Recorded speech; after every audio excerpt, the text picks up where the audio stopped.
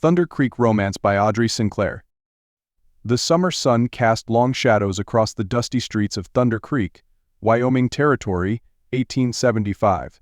Sarah Montgomery pulled her simple calico skirt aside as she stepped down from the stagecoach, careful to avoid the mud puddles left by yesterday's unexpected rain. After 3 days of jolting travel from Boston, her muscles ached, but determination kept her spine straight and her chin high. "Welcome to Thunder Creek, miss," the stagecoach driver called down, tossing her carpetbag to the wooden sidewalk. "Mind yourself now. Town's a mite rough these days." Sarah nodded her thanks, gathering her belongings while taking in her surroundings. The frontier town stretched before her, a far cry from Boston's cobbled streets and brick townhouses. Wooden buildings lined the main street, their weather-beaten signs advertising the essential businesses of frontier life: general store, gunsmith, saloon, and the small schoolhouse where she would begin teaching next week. "You must be Miss Montgomery." The deep voice startled her. Sarah turned to find herself facing the broadest chest she'd ever seen, barely contained by a dark cotton shirt. Her gaze traveled upward to meet eyes the color of summer storm clouds, set in a face weathered by sun and wind. The man's dark hair curled slightly at his collar, and a slight smile played at the corners of his mouth. "I'm Luke Hawkins, head of the school board." He touched the brim of his Stetson in greeting. "Though most folks around here know me as the owner of the Double H Ranch." Sarah extended her hand, trying to ignore the flutter in her stomach when his rough fingers enclosed hers. "A pleasure to meet you, Mr. Hawkins. I'm grateful for the opportunity to teach here." "Luke, please." He released her hand and reached for her carpetbag. "The boarding house is this way. Mrs. Peterson's expecting you." As they walked down the wooden sidewalk, Sarah felt the weight of curious stares from the townspeople. She heard whispers following in their wake, speculation about the new schoolteacher, no doubt. In a town this size, any newcomer was cause for gossip. "I trust your journey wasn't too difficult?" Luke asked, his long strides shortening to match her pace. "Nothing I couldn't manage," Sarah replied, though in truth, the journey had tested her resolve more than once. "I'm looking forward to settling in and meeting my students."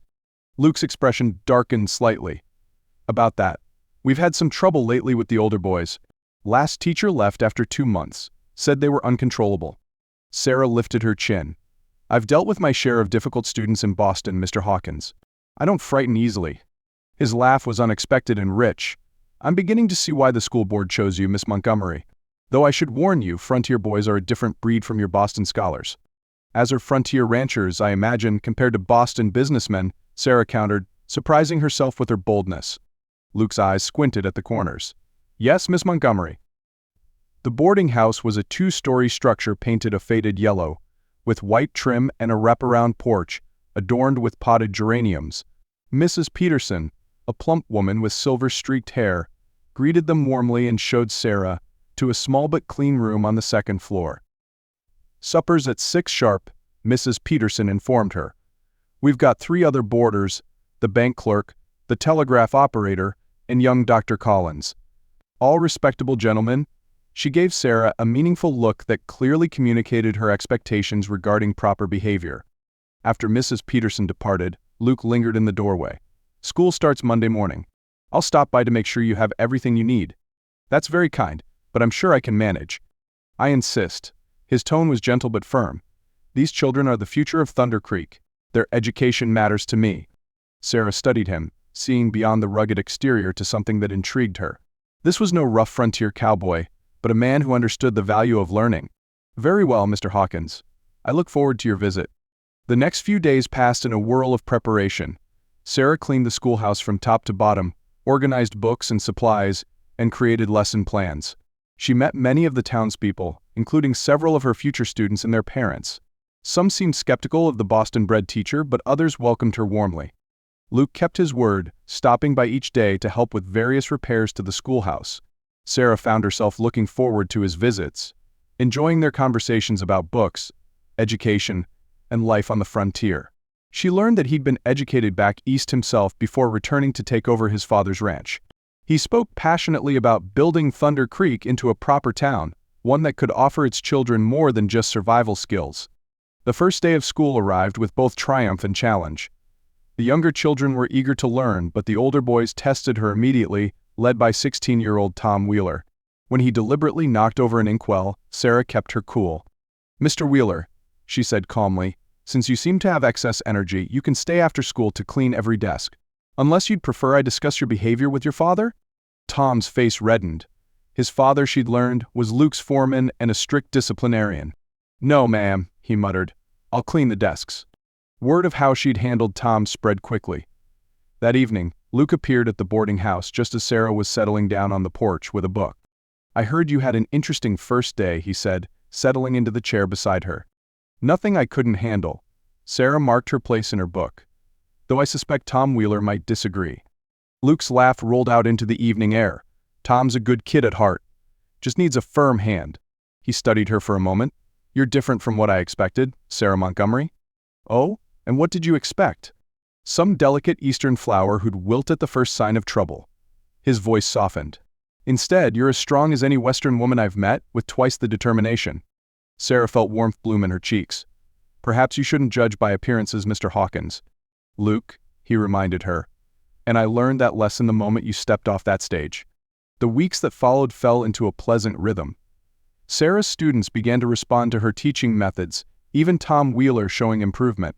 She found herself becoming part of the community, invited to Sunday dinners and social gatherings. But it was her encounters with Luke that she treasured most. He often rode into town as school was letting out, timing his visits to the general store so their paths would cross.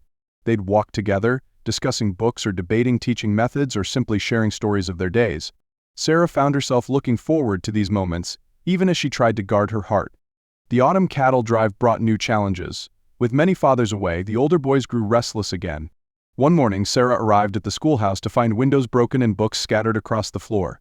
As she stood surveying the damage, fighting back tears of frustration, she heard boots on the wooden floor behind her. "Sarah." Luke's voice was gentle. "Miss Peterson sent word when you didn't come to breakfast." She turned to face him, squaring her shoulders. "It's nothing I can't handle." "I know." He stepped closer, reaching out to brush a splinter from her sleeve. "That's one of the things I admire most about you." Sarah's breath caught at his proximity, at the tenderness in his storm-gray eyes. "Luke, I've been fighting this," he admitted quietly, "telling myself you deserve better than a rough rancher, that you'll tire of frontier life and return to Boston." But Sarah, his hand cupped her cheek. "I'm done fighting." When his lips met hers, Sarah forgot about the damaged schoolhouse, forgot about propriety and Mrs. Peterson's rules. She melted into the kiss, her hands gripping the front of his shirt. When they finally parted, both slightly breathless, Luke rested his forehead against hers. "Marry me," he whispered. "Help me build something here, not just a ranch or a school, but a future. Our future." Sarah looked up into his eyes, seeing all her hopes and dreams reflected there. "Yes," she answered simply. "Yes." The news of their engagement spread through Thunder Creek like wildfire. Mrs. Peterson sniffed about proper courtship periods but couldn't hide her pleased smile. Sarah's students were delighted, especially when Luke promised to build a proper new schoolhouse as a wedding gift. They married that Christmas in a ceremony that brought the entire town together. As Sarah stood beside Luke, exchanging vows in the small church, she thought about the journey that had brought her here. She'd come to Thunder Creek seeking independence and purpose. She'd found those things? Yes, but she'd also found something she hadn't been looking for. A love as vast as the Wyoming sky, as strong as the mountains that cradled their town. That evening, as Luke led her in their first dance as husband and wife, he pulled her close and whispered, "Happy Mrs. Hawkins." Sarah smiled up at him, her heart full. More than I ever dreamed possible. The music played on, and as they danced beneath the winter stars, Sarah knew she'd found her true home, not in the refined parlors of Boston, but here in the wild heart of Wyoming, with a man who matched her strength with his own and challenged her to grow beyond what she'd thought possible. In the years that followed, Sarah and Luke built their dream together. The new schoolhouse rose on the edge of town, a symbol of their shared vision for Thunder Creek's future. Their love grew deeper with each passing season, weathering the challenges of frontier life with the same strength and determination that had brought them together.